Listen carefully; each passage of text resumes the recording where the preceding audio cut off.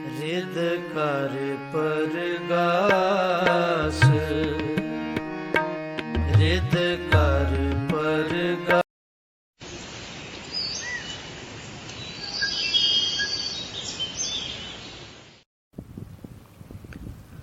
ਵਾਹਿਗੁਰੂ ਜੀ ਕਾ ਖਾਲਸਾ, ਵਾਹਿਗੁਰੂ ਜੀ ਕੀ ਫਤਿਹ। ਗੁਰੂ ਪਿਆਰੀ ਸਾਧ ਸੰਗਤ ਜੀ, ਅਸੀਂ ਜਪਜੀ ਸਾਹਿਬ ਜੀ ਦੀ ਪਾਵਨ ਬਾਣੀ ਦੇ ਅਰਥ, ਉਚਾਰਨ ਤੇ ਵਿਸ਼ਰਾਮ ਪ੍ਰਮਾਣਾ ਸਹਿਤ ਸਰਵਣ ਕਰ ਰਹੇ ਹਾਂ। ਸੋ ਗੁਰਬਾਣੀ ਨੂੰ ਸਮਝਣ ਵਾਸਤੇ ਵਿਦਵਾਨ ਪੁਰਸ਼ਾਂ ਨੇ ਤਿੰਨ ਤਰ੍ਹਾਂ ਦੇ ਵਿਸ਼ਰਾਮਾਂ ਨੂੰ ਮੰਨਿਆ: ਅਲਪ ਵਿਸ਼ਰਾਮ, ਅਰਧ ਵਿਸ਼ਰਾਮ, ਪੂਰਨ ਵਿਸ਼ਰਾਮ। Means alp vishram means short pause.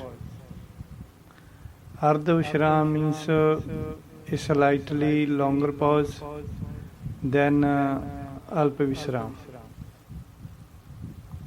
And purna vishram, a full stop. ਇਹ ਤਿੰਨ ਪ੍ਰਕਾਰ ਦੇ ਵਿਸ਼ਰਾਮ ਮੰਨੇ ਗਏ ਹਨ ਗੁਰਬਾਣੀ ਨੂੰ ਸਮਝਣ ਵਾਸਤੇ।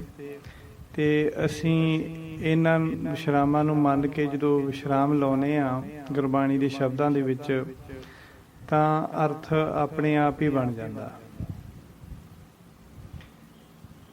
ਸੋ ਇਸ ਵਿੱਚ ਜੋ ਗੁਰਬਾਣੀ ਦੇ ਅਸੀਂ ਅਰਥ ਕਰ ਰਹੇ ਹਾਂ, ਜਪਜੀ ਸਾਹਿਬ ਜੀ ਦੀ ਪਾਵਨ ਬਾਣੀ ਦੇ ਅਰਥ ਕਰ ਰਹੇ ਹਾਂ, ਜਾਂ ਅਸੀਂ ਹੋਰ ਵੀ ਅਰਥ ਕਰਦੇ ਹਾਂ, ਤਾਂ ਉਹਨਾਂ ਨੂੰ ਅਸੀਂ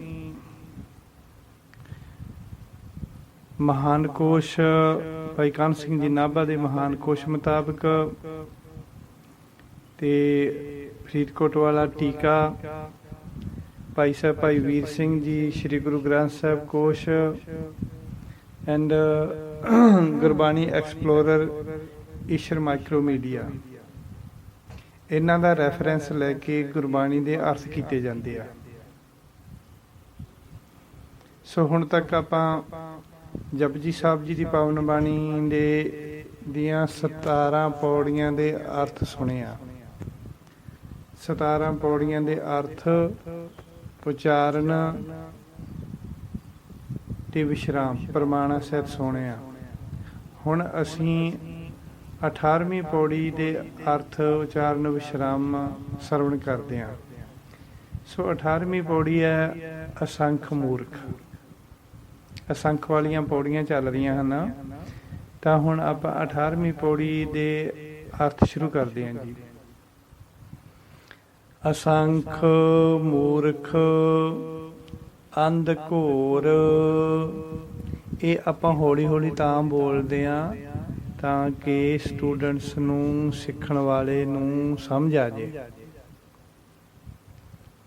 ਇਸ ਕਰਕੇ ਆਪਾਂ ਹੌਲੀ ਹੌਲੀ ਇਸ ਦਾ ਉਚਾਰਨ ਕਰਦੇ ਹਾਂ ਤੇ ਵਿਸ਼ਰਾਮ ਵੀ ਹੌਲੀ ਹੌਲੀ ਲਾਉਂਦੇ ਹਾਂ। ਅਸੰਖ ਮੂਰਖ ਅੰਧ ਘੋਰ, ਇੱਥੇ ਇੱਕੋ ਹੀ ਵਿਸ਼ਰਾਮ ਹੈ ਇਸ ਪੰਕਤੀ ਦੇ ਵਿੱਚ, ਮੂਰਖ ਦੇ ਉੱਤੇ। ਅਸੰਖ ਮੂਰਖ ਵਿਸ਼ਰਾਮ, ਅੰਧ ਘੋਰ, ਇਸ ਤਰ੍ਹਾਂ। ਅਸੰਖ ਮੂਰਖ ਅੰਧ ਘੋਰ। ਅਸੰਖ ਦਾ ਅਰਥ ਆਪਾਂ ਵਾਰੀ ਵਾਰੀ ਕਰਦੇ ਹਾਂ। ਅਸੰਖ ਦਾ ਅਰਥ ਅਣਗਿਣਤ, ਅਨੇਕਾਂ ਹੀ, ਬਹੁਤ ਹੀ। in English countless.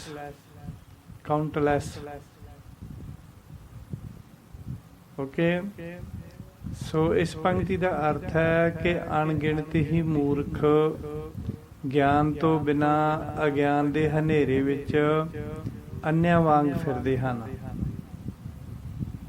ਜੋ ਆਲਸੀ ਤੇ ਦਲਿਦਰੀ ਹਨ। ਅਨੇਕਾਂ ਹੀ ਮੂਰਖ ਗਿਆਨ ਤੋਂ ਬਿਨਾਂ ਅਗਿਆਨ ਦੇ ਹਨੇਰੇ ਵਿੱਚ ਅੰਨ੍ਹਿਆਂ ਵਾਂਗ ਫਿਰਦੇ ਆ, ਜੋ ਆਲਸੀ ਤੇ ਦਲਿਦਰੀ ਹਨ। ਦੈਨ ਅਸੰਖ ਚੋਰ ਹਰਾਮ ਖੋਰ। ਚੋਰ ਤੇ ਵਿਸ਼ਰਾਮ ਆਊਗਾ। ਅਸੰਖ ਚੋਰ ਵਿਸ਼ਰਾਮ ਹਰਾਮ ਖੋਰ। ਇਸ ਤਰ੍ਹਾਂ ਅਸੰਖ ਚੋਰ ਹਰਾਮ ਖੋਰ। ਉਂਝ ਤਾਂ ਆਪਾਂ ਇਸ ਤਰ੍ਹਾਂ ਪੜ੍ਹਦੇ ਨੇ ਅਸੰਖ ਚੋਰ ਹਰਾਮ ਖੋਰ, ਪਰ ਥੋੜ੍ਹਾ ਜਿਹਾ ਵਿਸ਼ਰਾਮ ਲਾਉਣਾ, ਥੋੜ੍ਹਾ ਜਿਹਾ ਰੁਕਣਾ ਚੋਰ ਤੇ। ਅਸੰਖ ਚੋਰ ਹਰਾਮ ਖੋਰ, ਇਸ ਤਰ੍ਹਾਂ। ਇਸ ਦਾ ਅਰਥ ਹੈ ਕਿ ਅਨੇਕਾਂ ਹੀ ਚੋਰ ਚੋਰੀਆਂ ਕਰਨ ਵਾਲੇ ਹਨ। ਇਹ ਵੱਖਰੀ ਗੱਲ ਹੈ ਨਾ, ਚੋਰ ਤੇ ਹਰਾਮਖੋਰ ਦੋਨੇ ਵੱਖਰੀਆਂ ਵੱਖਰੀਆਂ ਗੱਲਾਂ ਹੈ, ਵੱਖਰੇ ਵੱਖਰੇ ਵਚਨ ਹੈ। ਇਸ ਕਰਕੇ ਸਾਨੂੰ ਚੋਰ ਤੇ ਥੋੜ੍ਹਾ ਜਿਹਾ ਰੁਕਣਾ ਪਊਗਾ। ਅਸੰਖ ਚੋਰ ਮਤਲਬ ਅਨੇਕਾਂ ਹੀ ਚੋਰ ਚੋਰੀਆਂ ਕਰਨ ਵਾਲੇ ਹਨ। ਹਰਾਮਖੋਰ ਅਨੇਕਾਂ ਹੀ ਹਰਾਮਖੋਰ ਮਤਲਬ ਦੁਨੀਆ ਦਾ ਮਾਲ ਖਾਣ ਵਾਲੇ ਹਨ, ਦੂਜਿਆਂ ਦੀ ਕਮਾਈ ਖਾਣ ਵਾਲੇ ਹਨ। ਉਹਨੂੰ ਹਰਾਮਖੋਰ ਕਹਿੰਦੇ, ਹਰਾਮੀ ਜਾਂ ਹਰਾਮਖੋਰ ਮਤਲਬ ਜਿਹੜਾ ਦੂਜਿਆਂ ਦਾ ਮਾਲ ਖਾਂਦੇ ਆ ਜਾਂ ਦੂਜਿਆਂ ਦੀ ਕਮਾਈ ਖਾਂਦੇ ਹਨ। ਦੈਨ ਅਸੰਖ ਅਮਰ ਕਰ ਜਾਹੇ ਜੋਰ। ਅਮਰ ਤੇ ਵਿਸ਼ਰਾਮ ਆਊਗਾ। ਅਸੰਖ ਅਮਰ ਵਿਸ਼ਰਾਮ ਕਰ ਜਾਹੇ ਜੋਰ, ਇਸ ਤਰ੍ਹਾਂ। ਅਸੰਖ ਅਮਰ ਕਰ ਜਾਹੇ ਜੋਰ। ਸੋ ਅਸੰਖ ਦਾ ਅਰਥ ਅਨੇਕਾਂ, ਅਣਗਿਣਤ ਜਾਂ ਬਹੁਤ ਹੈ। English meaning countless. ਸੋ ਇੱਥੇ ਜਿਹੜਾ ਅਮਰ ਸ਼ਬਦ ਵਰਤਿਆ ਅਸੰਖ ਅਮਰ, ਇੱਥੇ ਅਮਰ ਦਾ ਅਰਥ ਰਾਜੇ ਬਣਦਾ। ਉਂਝ ਤਾਂ ਕਈ ਥਾਵਾਂ ਤੇ ਅਮਰ ਦਾ ਅਰਥ ਹੋਰ ਵੀ ਬਣਦਾ, ਅਮਰ ਹੋ ਜਾਣਾ, ਨਾ ਮਰਨ ਵਾਲਾ, ਕਦੇ ਵੀ ਨਾ ਮਰਨ ਵਾਲਾ। ਪਰ ਇੱਥੇ ਅਮਰ ਦੇ ਅਰਥ ਰਾਜੇ ਕਰਾਂਗੇ।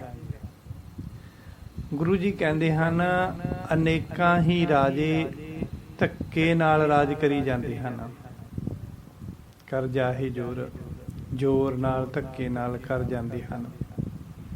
ਅਨੇਕਾਂ ਹੀ ਰਾਜੇ ਧੱਕੇ ਨਾਲ ਰਾਜ ਕਰੀ ਜਾਂਦੇ ਹਨ, ਜਾਂ ਐਂ ਕਹਿ ਲਓ ਵੀ ਧੱਕੇ ਨਾਲ ਰਾਜ ਕਰਕੇ ਚਲੇ ਗਏ। ਕਰ ਜਾਹੇ ਚਲੇ ਗਏ, ਜ਼ੋਰ ਨਾਲ ਰਾਜ ਕਰਕੇ ਚਲੇ ਗਏ। ਜਿਵੇਂ ਰਾਜਾ ਕੰਸ, ਰਾਜਾ ਹਰਨਾਕਸ਼, ਰਾਜਾ ਰਾਵਣ ਵਰਗੇ ਰਾਜ ਕਰਕੇ ਤੁਰ ਗਏ, ਜਾਂ ਹੋਰ ਕਈ ਰਾਜੇ ਹੋਏ ਆ, ਸਿਕੰਦਰ ਵਰਗੇ ਹੋਏ, ਇਤਿਹਾਸਕ ਹੋਰ ਕਿੰਨੇ ਰਾਜੇ ਹੋਏ ਆ। ਦੈਨ ਅਸੰਖ ਗਲ ਵੱਢ ਹੱਤਿਆ ਕਮਾਹੇ। ਇੱਥੇ ਗਲ ਵੱਢ ਤੇ ਵਿਸ਼ਰਾਮ ਆਊਗਾ, ਇੱਕੋ ਹੀ ਵਿਸ਼ਰਾਮ। ਗਲ ਵੱਢ ਅਸੰਖ ਗਲ ਵੱਢ ਵਿਸ਼ਰਾਮ। ਹੱਤਿਆ ਕਮਾਹੀ ਗਲ ਵੱਢ। ਇਹਨੂੰ ਗਲ ਵੱਢ ਨਹੀਂ ਬੋਲਣਾ ਆਪਾਂ, ਵਾਵੇ ਨੂੰ ਭਾਰਾ ਕਰਕੇ ਬੋਲਣਾਗੇ। ਵੱਢਣਾ, ਗਲ ਵੱਢਣਾ, ਜਿਵੇਂ ਕਿਸੇ ਦਾ ਗਲ ਵੱਢਣਾ, ਵੱਢਣਾ ਹੈ ਨਾ, ਵਾਵੇ ਨੂੰ ਭਾਰਾ ਕਰਕੇ ਬੋਲਣਾ ਪਊਗਾ ਗ੍ਰਾਮਰ ਦੇ ਹਿਸਾਬ ਦੇ ਨਾਲ। ਸੋ ਇਸ ਤਰ੍ਹਾਂ ਬੋਲਣਾ ਆਪਾਂ, ਅਸੰਖ ਗਲ ਵੱਢ ਹੱਤਿਆ ਕਮਾਹੀ। ਇਸ ਨੂੰ ਐ ਨਹੀਂ ਬੋਲਣਾ ਗਲ ਵੱਢ, ਗਲ ਵੱਢ। ਤਿੰਨੇ ਅੱਖਰ ਇਕੱਠੇ ਆ ਨਾ, ਸਪੇਸ ਨਹੀਂ ਦਿੱਤੀ ਹੋਈ ਇੱਥੇ। ਗਲ ਵੱਢ, ਗੱਗਾ ਲੱਲਾ ਵਾਵਾ ਢੱਡਾ, ਇਕੱਠੇ ਹੀ ਸ਼ਬਦ ਆ ਇਹ, ਬਟ ਇਹਨੂੰ ਇਸ ਤਰੀਕੇ ਨਾਲ ਬੋਲਾਂਗੇ ਗਲ ਵੱਢ, ਇਸ ਤਰ੍ਹਾਂ। ਸੋ ਇਸ ਦਾ ਅਰਥ ਬਣਦਾ ਹੈ ਕਿ ਅਨੇਕਾਂ ਹੀ, ਅਣਗਿਣਤ ਹੀ ਰੋਜ਼ ਲੋਕਾਂ ਦਾ ਗਲ ਵੱਢ ਕੇ ਹੱਤਿਆ ਕਰਦੇ ਹਨ। ਅਨੇਕਾਂ ਹੀ ਲੋਕ ਹੋਰ ਲੋਕਾਂ ਦਾ ਰੋਜ਼ ਗਲ ਵੱਢ ਕੇ ਹੱਤਿਆ ਕਰਦੇ ਹਨ ਤੇ ਪਾਪ ਕਮਾਉਂਦੇ ਹਨ। ਦੂਜਾ ਅਰਥ ਇਹਦਾ ਇਵੇਂ ਕਰਾਂਗੇ, ਗਰੀਬਾਂ ਦਾ ਹੱਕ ਖਾਣਾ ਗਲ ਵੱਢਣ ਦੇ ਬਰਾਬਰ ਹੈ। ਗਰੀਬ ਨੂੰ ਪਰੇਸ਼ਾਨ ਤੇ ਤੰਗ ਕਰਨਾ ਹੱਤਿਆ ਕਰਨ ਦੇ ਬਰਾਬਰ ਹੈ ਨਾ। ਦੋ ਅਰਥ, ਮਤਲਬ ਇੱਕ ਤਾਂ ਹੋ ਗਿਆ ਇਹ ਅਰਥ ਵੀ ਗਲ ਵੱਢ ਹੱਤਿਆ ਕਮਾਹੇ, ਵੀ ਅਣਗਿਣਤੀ ਲੋਕ ਰੋਜ਼ ਲੋਕਾਂ ਦਾ ਸੱਚੀ ਮੁੱਚੀ ਗਲ ਵੱਢਦੇ ਆ ਤੇ ਪਾਪ ਕਮਾਉਂਦੇ ਆ। ਜੀਵਾਂ ਦਾ, ਬੰਦਿਆਂ ਦਾ ਨਹੀਂ, ਹੋਰ ਜੀਵਾਂ ਦਾ ਵੀ ਗਲ ਵੱਢਦੇ ਆ। ਤਾਂ ਦੂਜਾ ਅਰਥ ਇਹ ਕਰਾਂਗੇ ਵੀ ਕਿਸੇ ਦਾ ਹੱਕ ਖਾਣਾ ਉਹ ਵੀ ਗਲ ਵੱਢਣ ਦੇ ਬਰਾਬਰ ਹੁੰਦਾ। ਕਿਸੇ ਨੂੰ ਪਰੇਸ਼ਾਨ ਤੇ ਤੰਗ ਕਰਨਾ ਉਹ ਵੀ ਗਲ ਵੱਢਣ ਦੇ ਬਰਾਬਰ ਹੁੰਦਾ। ਉਹ ਵੀ ਹੱਤਿਆ ਹੁੰਦੀ ਹੈ ਕਿਸੇ ਦੀ, ਪਰੇਸ਼ਾਨ ਕਰਨਾ, ਗਰੀਬ ਨੂੰ ਤੰਗ ਕਰਨਾ। ਕਿਸੇ ਗਰੀਬ ਦਾ ਹੱਕ ਖਾ ਜਾਣਾ, ਇਹ ਵੀ ਗਲ ਵੱਢਣ ਦੇ ਬਰਾਬਰ ਹੈ। ਅੱਗੇ ਅਸੰਖ ਪਾਪੀ ਪਾਪ ਕਰ ਜਾਹੇ, ਪਾਪੀ ਤੇ ਵਿਸ਼ਰਾਮ ਆਊਗਾ। ਅਸੰਖ ਪਾਪੀ ਵਿਸ਼ਰਾਮ ਪਾਪ ਕਰ ਜਾਹੇ, ਇਹ ਇੱਥੇ ਵਿਸ਼ਰਾਮ ਲੱਗਣਾ, ਇੱਕੋ ਵਿਸ਼ਰਾਮ ਹੈ, ਬਟ ਇੱਥੇ ਸਾਡੇ ਕੋਲੋਂ ਥੋੜੀ ਜਿਹੀ ਗਲਤੀ ਹੋ ਜਾਂਦੀ ਹੈ। ਅਸੀਂ ਹਾਹੇ ਨੂੰ ਸਿਹਾਰੀ ਨਹੀਂ ਬੋਲਦੇ ਜਾਹੇ, ਅਸੀਂ ਬੋਲਦੇ ਹਾਂ ਅਸੰਖ ਪਾਪੀ ਪਾਪ ਕਰ ਜਾਏ ਜਾਏ। ਹਾਹੇ ਦੀ ਥਾਂ ਤੇ ਈੜੀ ਬੋਲਦੇ ਹਾਂ ਅਸੀਂ। ਓਕੇ, ਹੁਣ ਸਮਝ ਆ ਗਈ ਨਾ। ਅਸੀਂ ਹੁਣ ਜਾਏ ਵੀ ਬੋਲਦੇ ਜਾਂ ਜਾਹੇ ਬੋਲਦੇ ਹਾਂ, ਦਾ ਮਤਲਬ ਹਾਹੇ ਜਿਹੜੀ ਸਿਹਾਰੀ ਹੈ ਉਹ ਏ ਦੀ ਆਵਾਜ਼ ਦੇਊਗੀ, ਹਨਾ। ਪਾਵਹਿ ਆਵਹਿ, ਫਿਰ ਉਹਨੂੰ ਅਸੀਂ ਆਵਹਿ ਜਾਵਹਿ ਕਿਉਂ ਬੋਲਾਂਗੇ ਬਈ? ਜਦੋਂ ਜਾਹੇ ਨੂੰ ਜਾਂ ਜਾਏ ਨੂੰ ਅਸੀਂ ਏ ਬੋਲਦੇ ਹਾਂ, ਇਸ ਕਰਕੇ ਸਾਨੂੰ ਹਾਹੇ ਸਿਹਾਰੀ ਜਦੋਂ ਕਿਤੇ ਵੀ ਲੱਗਦੀ ਹੈ, ਪਾਵਹਿ ਆਵਹਿ ਜਾਵਹਿ ਗਾਵਹਿ ਨਾਵਹਿ, ਇਸ ਤਰ੍ਹਾਂ ਉੱਥੇ ਅਸੀਂ ਹੇ ਸਾਊਂਡ ਕਰਾਂਗੇ। ਸੋ ਅਸੀਂ ਜਾਏ ਨਹੀਂ ਬੋਲਣਾ ਇਸ ਨੂੰ, ਪਾਪ ਕਰ ਜਾਹੇ, ਹਾਹੇ ਨੂੰ ਸਿਹਾਰੀ ਲਾ ਕੇ ਹਾਹੇ ਦੀ ਸਾਊਂਡ ਦੇਣੀ ਆ ਅਸੀਂ, ਈੜੀ ਦੀ ਸਾਊਂਡ ਨਹੀਂ ਦੇਣੀ। ਜਾਏ ਨਹੀਂ ਬੋਲਣਾ, ਹਾਹੇ ਦੀ ਸਾਊਂਡ ਦੇ ਕੇ ਹੇ ਬੋਲਣਾ। ਅਸੰਖ ਪਾਪੀ ਪਾਪ ਕਰ ਜਾਹੇ, ਇਸ ਦਾ ਅਰਥ ਹੈ ਅਨੇਕਾਂ ਹੀ ਪਾਪੀ ਗੁਨਾਹਗਾਰ ਗੁਨਾਹ ਅਤੇ ਪਾਪ ਕਰਕੇ ਚਲੇ ਜਾਂਦੇ ਹਨ। ਅਸੰਖ ਕੂੜਿਆਰ ਕੂੜੇ ਫਰਾਹੇ, ਇੱਥੇ ਕੂੜਿਆਰ ਤੇ ਵਿਸ਼ਰਾਮ ਹੈ, ਤੇ ਇਹ ਥੋੜੀ ਜੀ ਕੱਕੇ ਨੂੰ ਦਲੈਂਕੜ ਲੱਗੀ ਹੋਈ ਹੈ ਨਾ, ਕੂੜਿਆਰ।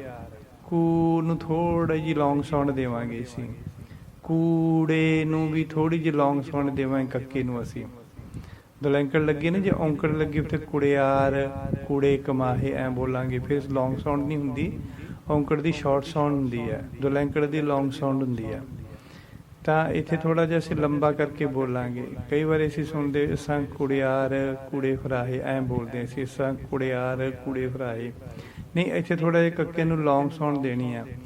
ਅਸੰਖ ਕੂੜਿਆਰ ਕੂੜੇ ਫਰਾਹੇ ਐਂ ਬੋਲਣਾ, ਕੂੜਿਆਰ ਤੇ ਥੋੜਾ ਜਿਹਾ ਰੋਕਣਾ, ਫਿਰ ਕੂੜੇ ਫਰਾਹੇ ਬੋਲਣਾ।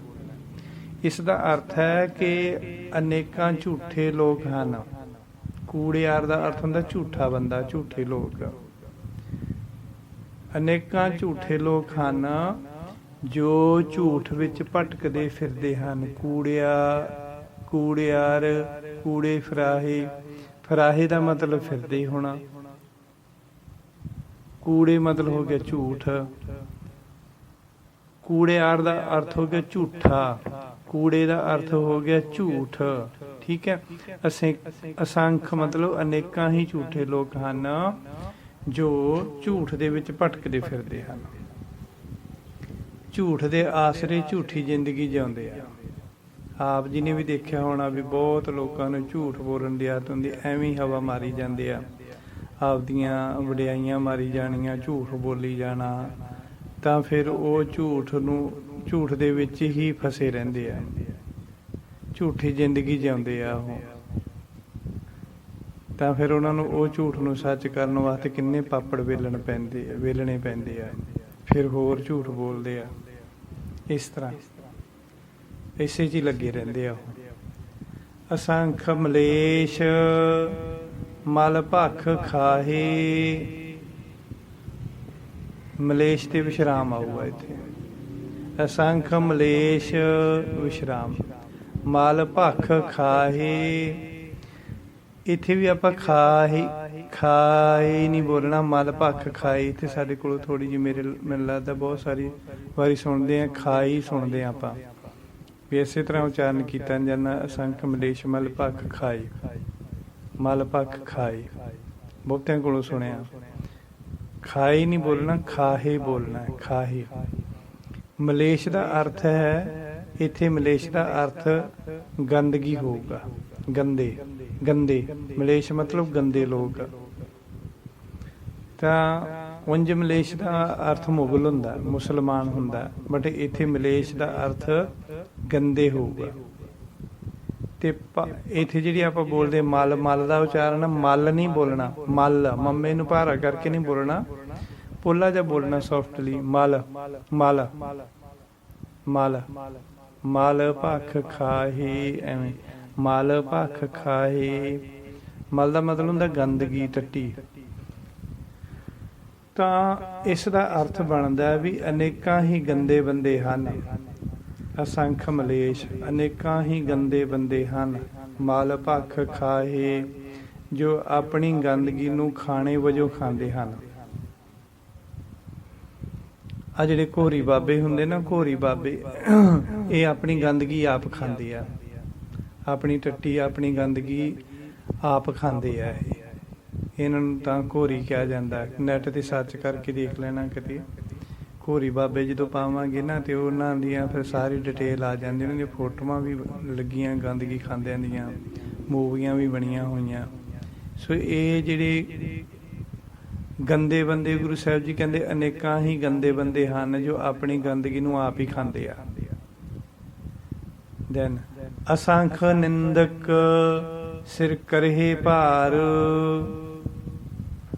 ਨਿੰਦਕ ਤੇ ਵਿਸ਼ਰਾਮ ਆਊਗਾ ਇੱਕੋ ਹੀ, ਅਸੰਖ ਨਿੰਦਕ ਵਿਸ਼ਰਾਮ, ਸਿਰ ਕਰਹਿ ਭਾਰ। ਹੁਣ ਜਿਹੜਾ ਆਪਾਂ ਇੱਥੇ ਇਹ ਬੋਲਦੇ ਆ ਕਰਹਿ ਭਾਰ, ਹਨਾ, ਕਰਹਿ ਭਾਰ ਬੋਲਦੇ ਨੇ। ਪਿੱਛੇ ਅਸੀਂ ਬੋਲ ਕੇ ਆਏ ਆ ਖਾਹੇ, ਫਰਾਹੇ, ਜਾਹੇ, ਕਮਾਹੇ, ਹਨਾ। ਤੇ ਅਸੀਂ ਨੋਰਮਲੀ ਸਾਰੇ ਖਾ ਹੀ ਬੋਲਾਂਗੇ ਨਾ, ਖਾਹੇ, ਮਲ ਭਖ ਖਾਹੇ। ਜੇ ਹਾਹਾ ਨਹੀਂ ਲਾਉਂਦੇ ਕਈ ਲੋਕ, ਫਿਰ ਈੜੀ ਸੈਰੀ ਬੋਲ ਦਿੰਦੇ, ਮਲ ਭਖ ਖਾਏ, ਹਨਾ। ਅਸੰਖ ਪਾਪੀ ਪਾਪ ਕਰ ਜਾਏ, ਹਾਹਾ ਨਹੀਂ ਲਾਉਂਦੇ ਤਾਂ ਫਿਰ ਵੀ ਰੋਂਗ ਸਾਊਂਡ ਹੈ ਹੇ ਬੋਲਣਾ।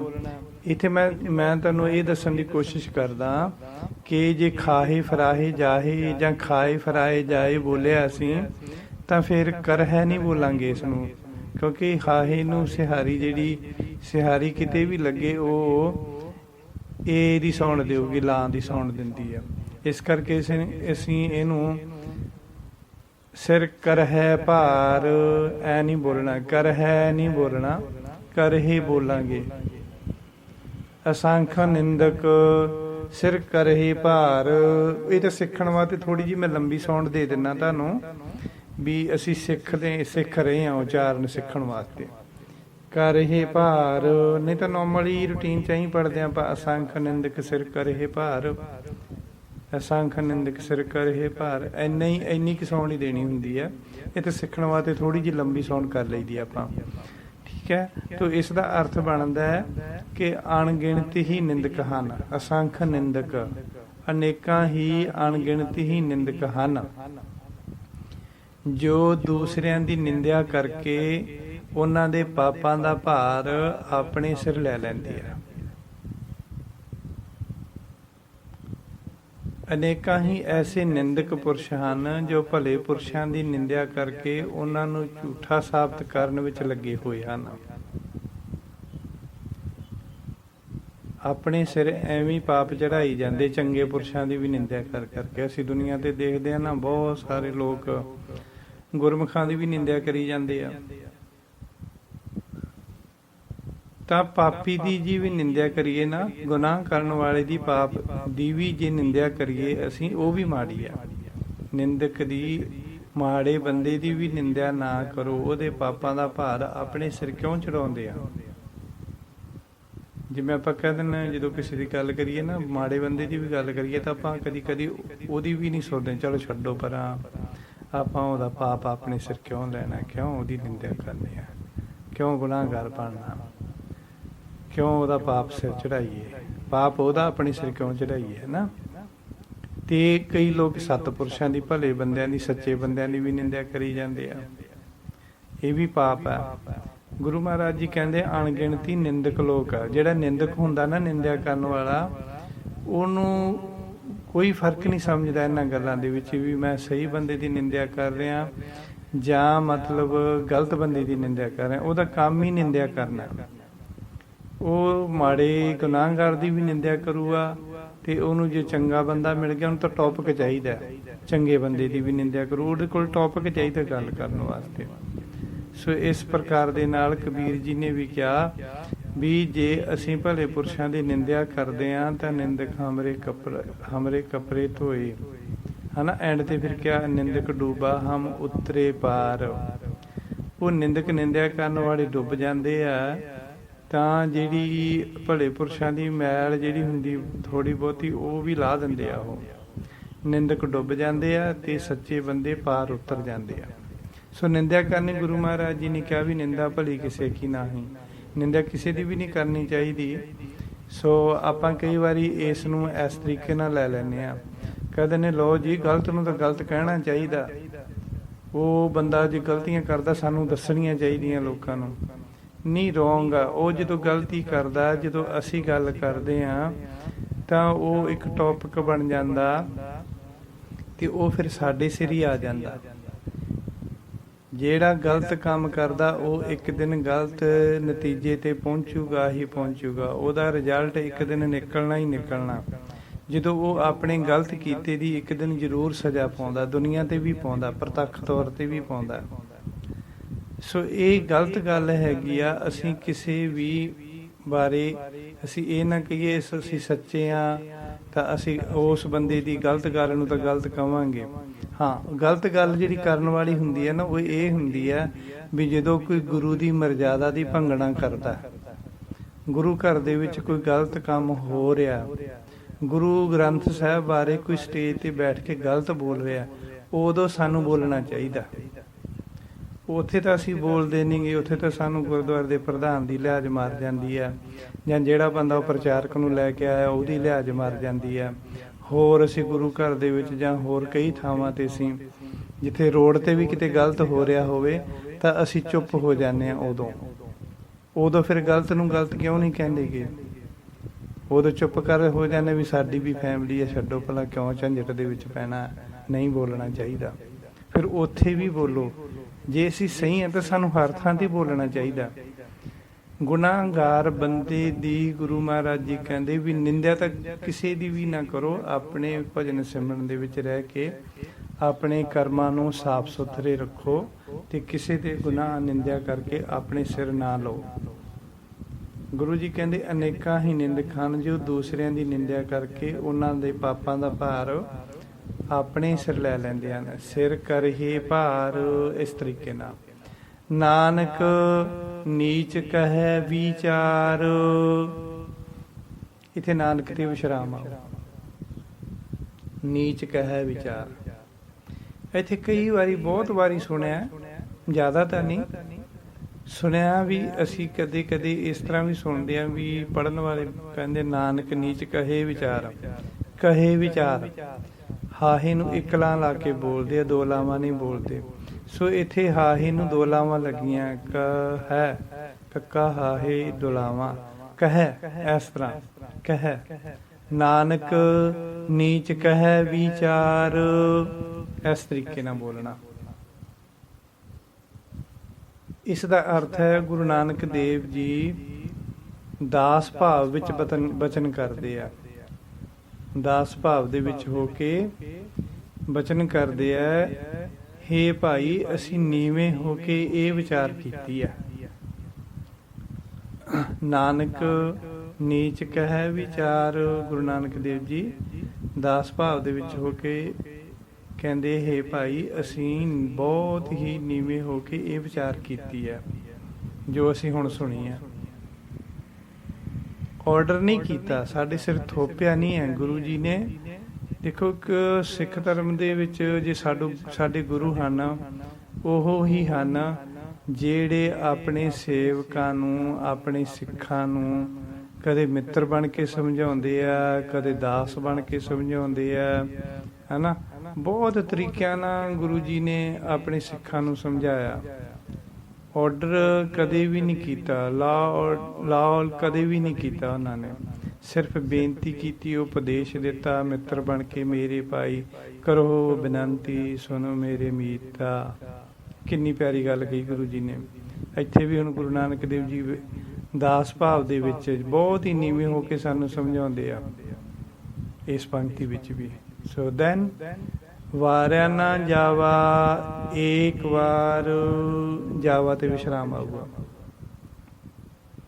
ਇਹਦਾ ਹੁਣ 2 ਵਾਰੀ ਪਹਿਲਾਂ ਵੀ ਅਰਥ ਕਰ ਚੁੱਕੇ ਇਹਨਾਂ ਚਾਰੇ ਪੰਕਤੀਆਂ ਦਾ। ਜਾਵਾ ਤੇ ਵਿਸ਼ਰਾਮ, ਜਾਵਾ ਨਹੀਂ ਕਹਿਣਾ, ਵਾਰਿਆ ਨਾ ਜਾਵਾ, ਜਾਵਾ ਨਹੀਂ ਕਹਿਣਾ, ਜਾਵਾ ਬੋਲਣਾ, ਜਾਵਾ। ਵਾਰਿਆ ਨਾ ਜਾਵਾ, ਏਕ ਵਾਰ, ਕਿਉਂਕਿ ਬਿੰਦੀ ਨਹੀਂ ਲੱਗੀ ਹੋਈ, ਜਾਵਾ ਬੋਲਾਂਗੇ। ਇਸ ਦਾ ਅਰਥ ਹੈ ਮੈਂ ਤੇਰੇ ਨਾਮ ਤੋਂ ਇੱਕ ਵਾਰ ਵੀ ਕੁਰਬਾਨ ਨਹੀਂ ਹੋ ਸਕਦਾ।